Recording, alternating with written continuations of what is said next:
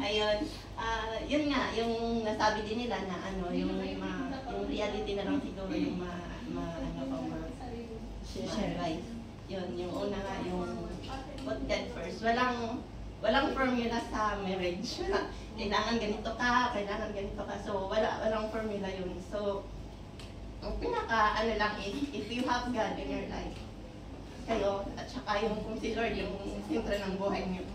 Parang kung ano man yung mga weaknesses natin or ano, di ba kasi pare-parehong imperfect people na person tapos pinag-isa. So, imagine mo yun, imperfect ka, imperfect siya, tapos pinag-isa kayo ni Lord. So, di ba, ano yun, gera.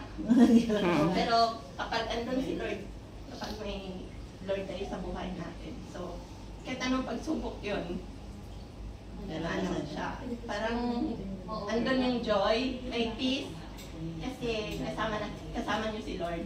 So, yun yung pinaka, talaga, wala na akong ibang ma-advise na dapat ganito, ganyan. So, yun, yung may Lord lang sa buhay, everything, will follow. Tapos, din, yung sinasabi ng nanay ko, yung maliit na ko, lagi yung nanay ko nagsasabi sa, yan sa mga ganito din, yung nanay ko. Sabi niya, sa Bisaya pa yun, magpanabuanay sa pagtahod o pagpaubos. Ibig sabihin, hindi ka alam ang Tagalog. Interpret. Panabuanay, enrich, no? Enrich, panabuanay sa pagtahod. Enrich in respect and patience. Wag daw talaga kalimutan yun. Kahit mag-asawa na kayo, lagi yung respeto, saka yung pasensya. So, minsan madalas ang lalaki ng malaking pasensya kahit sa babae.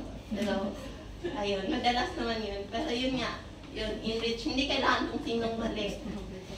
Yung kailangan,